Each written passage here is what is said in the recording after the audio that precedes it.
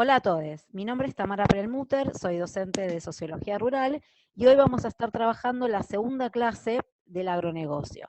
En esta oportunidad nos vamos a centrar en pensar la tecnociencia, la renta de la vida y las políticas públicas.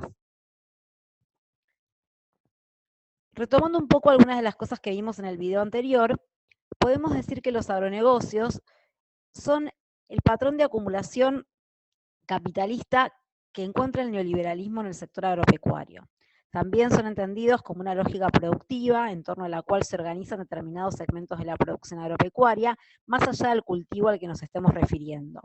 Son también el marco ideológico que construye sentido y legitima el nuevo modelo de relacionamiento agropecuario y para algunos autores y autoras es parte del modelo extractivo. Retomando también algunas de las cosas que vimos en el video anterior, caracterizamos al agronegocio, retomando a Gras y a Hernández, en función a 4 pilares: el financiero, el productivo, el organizacional y el científico-tecnológico. En esta oportunidad nos vamos a centrar en este último pilar, tratando de pensar fundamentalmente el tema de las semillas, enmarcado en las políticas científicas y tecnológicas y su vinculación con el modelo agropecuario. Desde el punto de vista botánico, las semillas constituyen el reservorio de la vida que transmite los caracteres que darán continuidad a la especie. Sin embargo, nuestra mirada es más amplia, ya que las comprendemos como una construcción biosociocultural que interrelaciona aspectos biológicos, sociales, identitarios, culturales, espirituales y económicos. Históricamente fueron consideradas bienes comunes, ya que fueron mejoradas y compartidas por las y los agricultores en todo el mundo, quienes mantuvieron el control de las mismas, lo que condujo a una gran diversidad biológica productiva como resultado del trabajo humano. Esta forma de mejoramiento y conservación in situ, es decir, en los ambientes ecológicos y culturales, donde han logrado desarrollar sus propiedades específicas, ha sido la responsable de la creación de miles de variedades adaptadas localmente a diversos ecosistemas y culturas. Esto es una parte esencial de la agricultura, un acto creativo, pero sobre todo colectivo. De esta manera, poseen un carácter central en las relaciones de producción agraria. Son el primer eslabón de la cadena, son alimentaria y por lo tanto una importante fuente de poder. Quien controla las semillas, controla la cadena y por lo tanto los alimentos. Su función es dual, porque son un producto alimenticio y al mismo tiempo tienen la capacidad de reproducirse. Este rasgo le concede un valor distintivo, donde los medios de reproducción se encuentran unidos al producto. Por eso es que ha sido difícil transformarlas en una mercancía, pues a diferencia de otros productos, la semilla es un ser vivo que puede reproducirse, lo que hace difícil su control monopólico. Sin embargo, el capital buscó siempre estrategias diversas para sortear esa dificultad. Originalmente, las y los agricultores eran quienes seleccionaban las mejores semillas mediante la técnica de cruzamiento en base a un conocimiento fundamentalmente empírico. Pero con la aparición de las semillas híbridas primero y la expansión de las biotecnologías aplicadas al agro luego, se produjeron grandes cambios en el uso y la reproducción de las semillas, habilitando nuevos mecanismos para la acumulación del capital. Esto hizo que las semillas hoy sean un punto de interés estratégico en el desarrollo de la agricultura capitalista.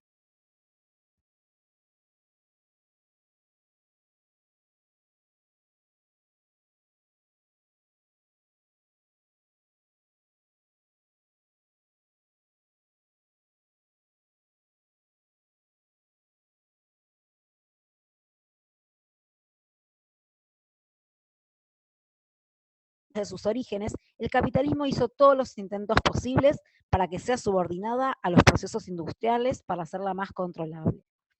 Ese gran sueño tuvo su inicio de consumación a principios del siglo XX a partir de la llegada de las semillas híbridas.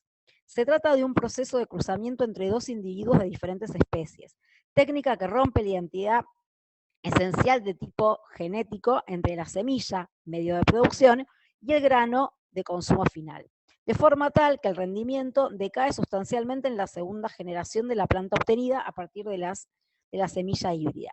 El grano, producido a partir de un material híbrido, no conserva sus características productivas y por lo tanto no puede ser utilizado como semilla en la campaña siguiente. Así, contiene dos rangos fundamentales que la vuelven un negocio altamente rentable. el vigor híbrido, que supone el incremento sustancial de los rendimientos, y la imposibilidad de multiplicarse, que impide que el agricultor pueda autoproveerse de semilla en cada cosecha. Esto constituyó un eslabón fundamental en el incipiente nacimiento de las grandes semilleras, proceso que se consolidó a mediados de dicho siglo con la implementación de la Revolución Verde. Luego de la Segunda Guerra Mundial, y como correlato de las formas de producción fordistas desarrolladas en las fábricas, comenzaron a generarse importantes transformaciones agrícolas. La agricultura comenzó a moverse bajo una lógica industrial en el camino de lograr disminuir los costos de producción y maximizar las ganancias. Lograr un aumento en la productividad se volvió el eje rector de las nuevas prácticas productivas, y para esto era necesario aspirar a una mayor estandarización de los productos alimenticios y un desarrollo de normas de consumo uniformes. Este proceso, que fue considerado de modernización de la agricultura por el paradigma dominante, tuvo la racionalidad de la industria trasladada a la actividad agropecuaria. Asimismo, esta forma industrial de producción agrícola significó un cambio cualitativo y cuantitativo en el uso de insumos externos. El agro se convirtió en consumidor de nuevas tecnologías para la mecanización, agroquímicos, semillas mejoradas y renovadas técnicas de irrigación que componían un paquete tecnológico. Partiendo de Estados Unidos y con el apoyo de la Fundación Ford y la Fundación Rockefeller, se crearon y financiaron los centros en el sur, los Centros de Investigación Agrícola, IARC, que rápidamente se transformaron en los actores destacados de la política internacional de semillas. La modernización agraria fue acompañada de amplias campañas que mostraban su efecto positivo en el crecimiento, y el principal argumento utilizado fue la revolucionaria lucha contra el hambre. Sin embargo, esa no fue la única explicación acerca del significado de la Revolución Verde. Aplicada a los países del sur en plena Guerra Fría y en un contexto de descolonización de los países de Asia y África, para algunos autores y autoras estuvo orientada a presentarse como una alternativa ideológica y concreta a las revoluciones consideradas rojas. Las semillas de la Revolución Verde fueron consideradas variedades de alto rendimiento, pero como los calificativos no son neutrales y están cargados de sentido, es importante preguntarse a qué aludía esta idea de rendimiento y qué tipo de semilla entraron dentro de esta lógica, y a qué productores pudieron acceder a las mismas. Se trata de una conceptualización reduccionista que reemplazó la interacción suelo-agua-recursos genéticos que se daba en el ámbito de las granjas, de las chacras, de los territorios, por grandes rendimientos ligados a las semillas híbridas, que solo funcionaban en conjunción con fertilizantes químicos, plaguicidas y riego intensivo. Por lo tanto, la aplicación del paquete tecnológico no fue aplicado de la misma manera en todas las regiones ni en todos los sectores. Solo dio buenos resultados en las tierras que contaban con un sistema de riego, es decir, solo una pequeña parte de las tierras cultivadas en la mayoría de los países. Y los principales beneficiarios de los programas de modernización agrícola fueron los agricultores comerciales. La Revolución Verde también supuso la implementación de las leyes de semillas, que se constituyeron como el sustento jurídico para la modernización de la agricultura. El objetivo formal de esta legislación es asegurar que a los y los agricultores solo les lleguen materiales de siembra considerados de buena calidad, con el fin de aumentar la productividad. Por lo tanto, hacen referencia a las reglamentaciones en torno a la certificación y la fiscalización de semillas. Esto es, qué materiales pueden venderse en el mercado, intercambiarse y utilizarse, y bajo qué condiciones. Estos criterios de homogeneidad y estabilidad no excluyen a gran parte de las variedades locales que no atienden estos parámetros. Por lo tanto, estas leyes fundaron los criterios para la diferenciación de las semillas. Por un lado, las mejoradas, aquellas que pueden demostrar homogeneidad y estabilidad, que son exigidos para la inscripción obligatoria en los catálogos oficiales y por lo tanto son parte del sistema formal, y las locales, que fueron encasilladas como atrasadas o marginales, y que fueron relegadas a lo que se denominó sistema informal. De esta manera, bajo la aplicación estricta de las leyes de semillas, actividades que históricamente fueron parte constitutiva de los sistemas de semillas diversificados, como el mejoramiento vegetal participativo o las leyes de semillas, comenzaron a tornarse ilícitas. En los últimos años, en muchos países del sur, las leyes de semillas fueron modificadas y muchas están aún en proceso de discusión y disputa, como el caso argentino. Esto para adecuarlas a las nuevas directrices del comercio mundial de semillas, que busca entregar a un puñado de empresas el control de toda la cadena alimentaria y agrícola.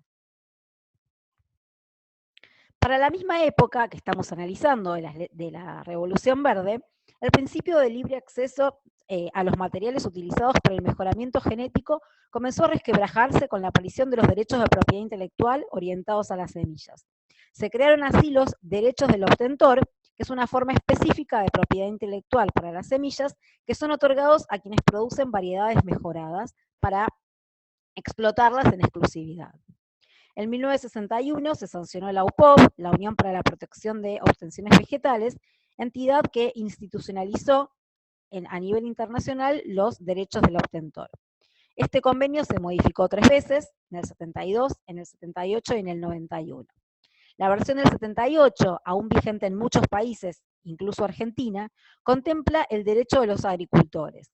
Esto significa que las y los agricultores conservan el derecho a producir libremente sus semillas en sus propios campos, siempre que no sea para la venta. Esto es lo que se conoce como el uso propio de las semillas.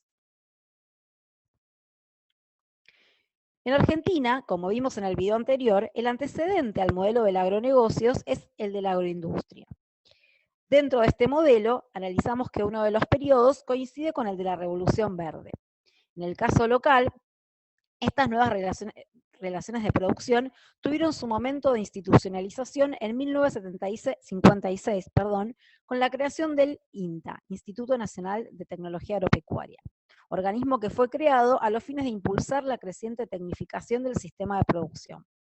A partir del ingreso de la soja en los años 60 y su posterior expansión masiva en los 80, comenzó en algunas regiones extrapampeanas un paulatino proceso de agriculturización, es decir, el corrimiento de la frontera agrícola hasta zonas que históricamente no lo eran. En ese mismo contexto, en 1976, se aprobó la Ley de Semillas, aún vigente en nuestro país.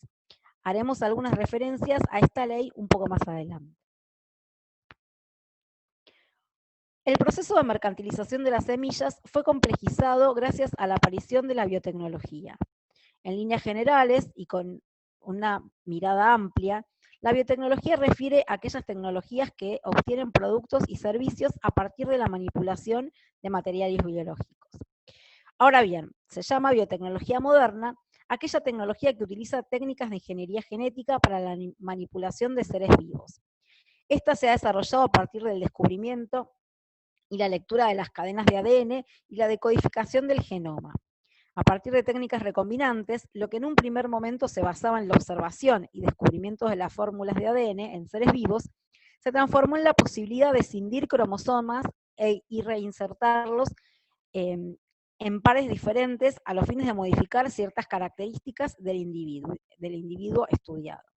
Es decir, la ingeniería genética permite cortar genes específicos y transmitirlos entre especies, de una manera que no tiene precedente en la historia humana.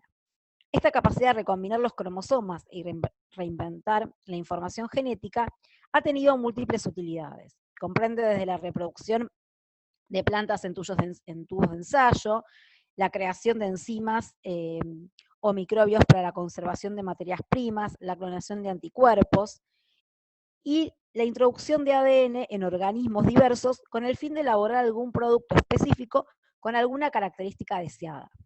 El resultado de esta última función es la obtención de organismos genéticamente modificados.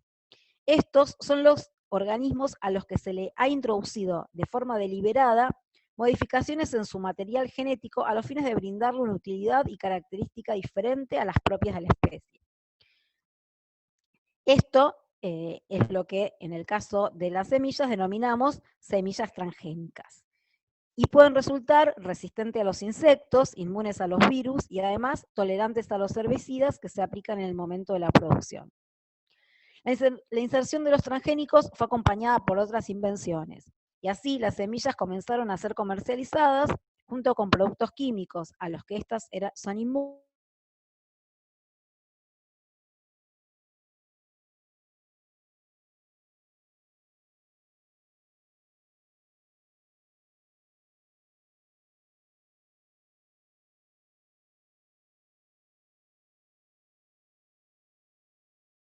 misma compañía que crea la semilla, en este caso Monsanto, y que elimina las malezas sin atacar la planta de la soja. Las semillas del maíz y el algodón BT, producidos también por Monsanto y por Syngenta, incluyen una bacteria que se origina en el suelo y que inhibe al barrenador del tallo, insecto que constituye la principal plaga del cultivo. Es interesante destacar que la incorporación de las semillas transgénicas al mercado mundial es bastante reciente. Se da a partir de mediados de los 90, más precisamente en el 96, cuando comienza a sembrarse libremente en Estados Unidos y Argentina. Lo que estamos observando son datos del Servicio Internacional de Adquisición de Aplicaciones de Agrobiotecnología, ISA-AAA, de 2017. Ese año, el área total de siembra de cultivos genéticamente modificados en el mundo fue de 189.000 millones de hectáreas. Como vemos, el principal país con superficie sembrada es Estados Unidos, le sigue Brasil, luego Argentina, Canadá y la India. La biotecnología aplicada al agro implica altos niveles de concentración. Pocas empresas tienen la capacidad económica de invertir en este tipo de investigaciones debido a los altos costos, y por lo tanto, su desarrollo es realizado por un puñado de corporaciones, en su gran mayoría transnacional. El mercado de semillas, en tanto el primer eslabón de la cadena alimentaria, se ha conformado como un espacio sumamente atrayente para los grandes capitales. Después de las megafusiones de 2017-2018, tan solo 4 compañías controlan el 66% de las ventas corporativas de semillas de todo el mundo. Así como también solo 4 compañías controlan alrededor del 70% de las ventas globales de agroquímicos del mundo. Lo más importante es que 3 de las 4 compañías de semillas y pesticidas son las mismas. Bayer, ahora propietaria de Monsanto, Corteva, AgroScience, anteriormente DowDuPont, y Syngenta, propiedad de ChemChina y a punto de ser tomada por Sinochem. Sin embargo, la concentración de la cadena semillera no es la única consecuencia importante que tiene la implementación de la biotecnología aplicada al agro. La posibilidad de controlar los organismos vivos desde su génesis la imprime una lógica mercantil. Lo que prima es cierta perspectiva epistemológica concreta asociada a lo que Mae Wan denomina dogma central del determinismo genético.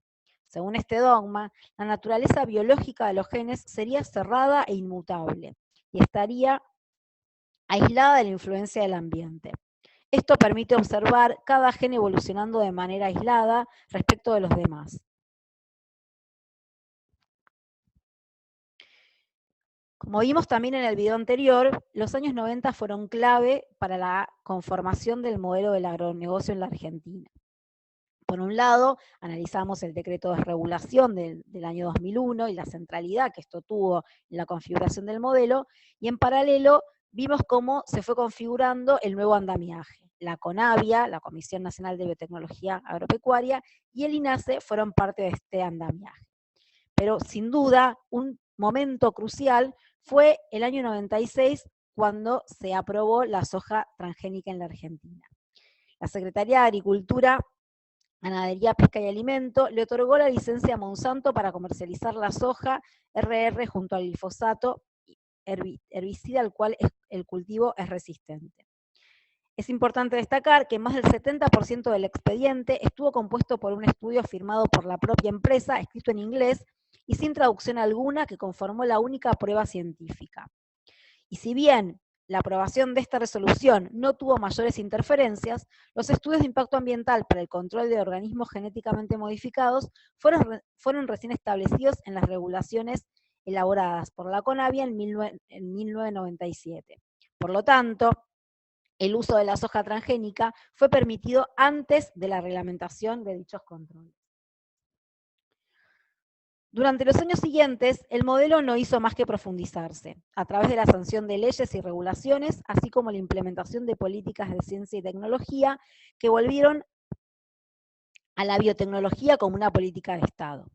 Esto se evidencia en la aprobación de más de 60 eventos transgénicos, sobre todo de soja, maíz y algodón, pero también de papa, alfalfa y cártamo. Todos los gobiernos impulsaron con entusiasmo los cultivos transgénicos, creando un modelo hegemónico de desarrollo basado en la agricultura biotecnológica o una biohegemonía, como la denominó Newell. La más reciente incorporación es el polémico trigo transgénico denominado HB4. Este es un trigo transgénico resistente a la sequía y a los herbicidas glifosato y glufosinato de amonio por apilamiento de genes. Está intervenido genéticamente con un gen de girasol para soportar el estrés hídrico. El HB4 surge a partir de una investigación de la Universidad Nacional del Litoral y Bioceres, la mayor distribuidora de semillas transgénicas del país. Ahora bien, a partir de acá es importante que nos preguntarnos cómo se produce el conocimiento en el modelo del agronegocios en general y en relación a las semillas transgénicas en particular. En el proceso de producción agraria, el conocimiento se insertó desde dos aristas centrales. Por un lado, la posibilidad de incorporarse al mercado de los commodities exige de las capacidades y experticias adquiridas en ámbitos ajenos al proceso de producción. Las universidades, los grupos de formación se vuelven centrales y difunden estrategias de marketing y management empresarial. Se trata de instituciones formales, ajenas al momento de la producción, que se vuelven nodales dado que brindan lo que se fue configurando como conocimientos expertos, agronómicos específicos, saberes jurídicos, informáticos e incluso financieros. En este marco, cobraron mucha importancia organizaciones técnicas como la Asociación Argentina de Productores de Siembra Directa, APRESID, y la Asociación Argentina de Consorcios Regionales de Experimentación Agrícola, ACREA. También se multiplicaron los espacios académicos dedicados a la formación de recursos humanos comprometidos con esta concepción del mundo, es decir, comprometidos con el agronegocio. Los máster, los posgrados, pero también las carreras de grado se fueron impregnando en algunas de las universidades por esta lógica. Todo esto fue conformando lo que Gramsci denominó intelectuales orgánicos del modelo. Por otro lado, la cadena de producción agraria se ha vuelto sumamente dependiente de los conocimientos y tecnologías producidas en los grandes laboratorios, en su gran medida transnacionales, desplazando así a los mismos productores agrarios como sujetos sociales reproductores de las semillas. La cadena agraria comienza así en los laboratorios, donde el conocimiento brinda valor a las semillas, que será central para el trabajo agrario. De esta manera, el conocimiento se consolida como forma de acumulación del capital a partir de la difusión de nuevos medios de producción que incorporan el conocimiento desde el propio control de la reproducción de la vida. Además de analizar las formas en las que se construye el conocimiento, también es importante pensar qué pasa después con esos conocimientos y cómo son apropiados. Y para esto, la propiedad intelectual en semillas es central. Como vimos antes, hay una forma de propiedad intelectual que es específica para semillas, que es el derecho del obtentor. Pero también tenemos las patentes de invención, que son un derecho monopólico exclusivo que otorga el Estado a quien realiza una invención. Hasta 1980 se rechazaba la patentabilidad en organismos vivos. Ese año, la Corte Suprema de Estados Unidos admitió una patente sobre una bacteria modificada. El fallo Diamond Chakrabarty constituyó así una bisagra delimitando lo que es patentable y lo que no. Y la decisión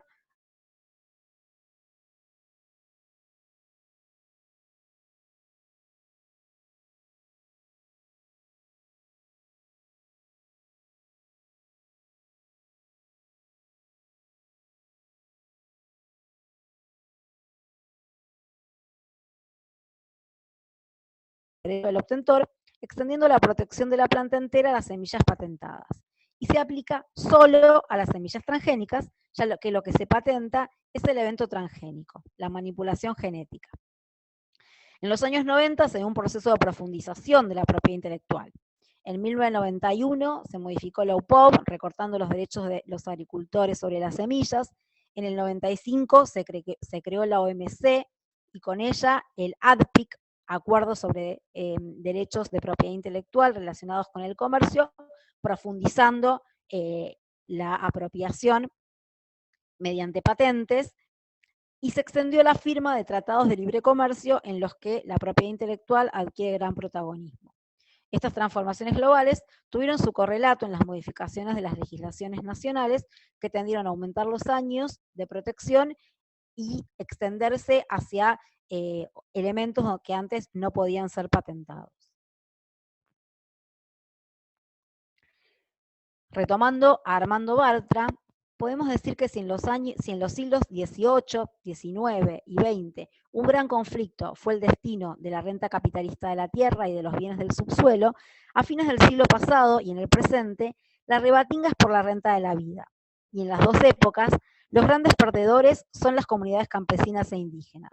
Si el monopolio sobre la tierra y sus cosechas dio lugar a rentas colosales generadas especulando con el hambre, la usurpación de la clave genética de la vida es una fuente aún más grande de poder económico, pues pone en manos privadas la alimentación, la salud y cerca de la mitad de los procesos productivos.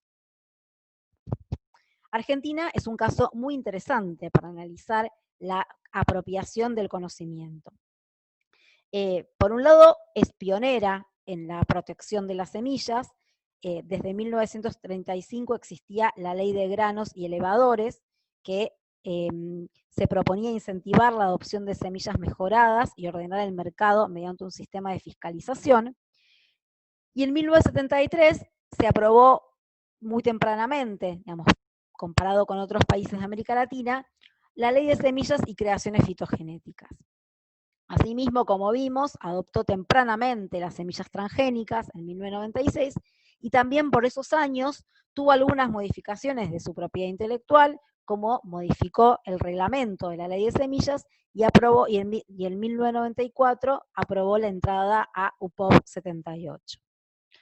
Desde 2003, pero sobre todo desde 2012, existen intentos sistemáticos por modificar nuevamente la Ley de Semillas, haciendo fundamentalmente foco en el uso propio. Lo que se busca es acotar el uso propio y por lo tanto acotar la autonomía de los productores, recortándoles derechos e incrementar la ganancia de las empresas. Sin embargo, esto, como sabemos, aún no se ha podido lograr y por lo tanto es un tema abierto, controversial y un elemento de múltiples disputas y debates. Básicamente, la ley argentina es una ley que contempla en una misma legislación cosas que en otros países, o elementos que en otros países están en legislaciones separadas.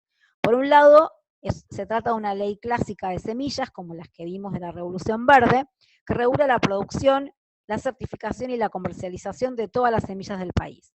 Y por otro lado, nos encontramos ante una legislación para la protección de la propiedad de los cultivares. Es decir, protege el derecho del obtentor. Y en su artículo 27, como es parte de UPOV 78, estipula que no lesiona el derecho de propiedad sobre un cultivar quien reserva y siembra semilla para uso propio. Un último elemento para poder pensar tiene que ver con la regulación de las semillas transgénicas. Como vimos, esta se da a partir de la CONABIA, la Comisión Nacional de Biotecnología Agropecuaria, que está compuesta por expertos tanto del sistema científico, del sector público y representantes del sector privado. En términos generales, si hacemos un análisis de quiénes son esos expertos que son parte de la CONABIA, lo que podemos ver es que están fundamentalmente orientados a la ciencia aplicada, a agrónomos y biólogos moleculares, que son parte del dogma central del determinismo genético, ese que analizábamos anteriormente, según el cual la naturaleza biológica de los genes sería cerrada e inmutable y estaría aislada de la influencia del ambiente. Claramente lo que no hay dentro de los expertos que regulan las semillas transgénicas son representantes de las ciencias sociales.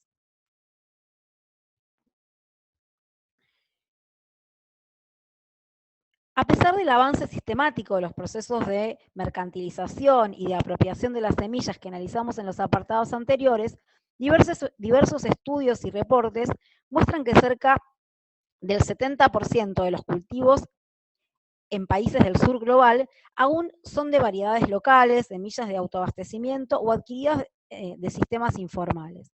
Estos datos muestran la necesidad de las y los agricultores de acceder a semillas diversas, adaptadas localmente, al tiempo que dan cuenta de la importancia de los sistemas locales de semillas para la alimentación global, que entra en tensión y en contradicción constante con la visión que tienen de las semillas, como vimos a lo largo del video, las corporaciones del agronegocio.